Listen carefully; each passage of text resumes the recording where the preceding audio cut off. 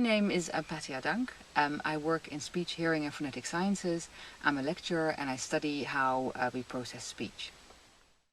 Well, we need obviously be able to know how we speak in order to understand how we communicate in daily life. So there's lots of people who have trouble with speaking. For instance, think of people who stutter, or think of people, for instance, with Parkinson's disease or Alzheimer's. All of them have problems at some point with either finding words or with getting the words out or with speaking. So basically it's also important to understand how we are able to understand each other in daily life. How are we able, so we're in nice, really quiet conditions in this nice soundproof booth, but normally we're at a busy train station or we're talking to people with a strange accent, which you are in this case now because I'm speaking with a Dutch accent. Yes, and essentially we need to be able to understand each other under all sorts of conditions, and we need to know how we do that.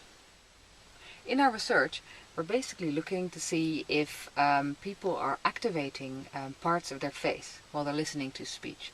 So, and in some of our experiments, we're measuring activity in people's facial muscles to find out whether those facial muscles are also more active when we're listening to someone speaking using those facial muscles.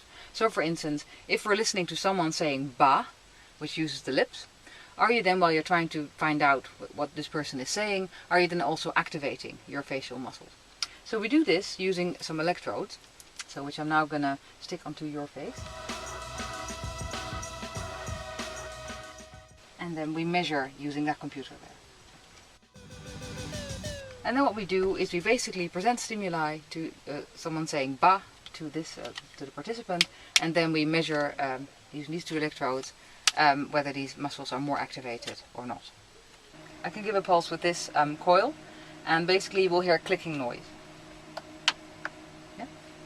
If I up the intensity, the clicking noise will become louder. This magnetic pulse can be used to directly activate a muscle, for instance in my arm.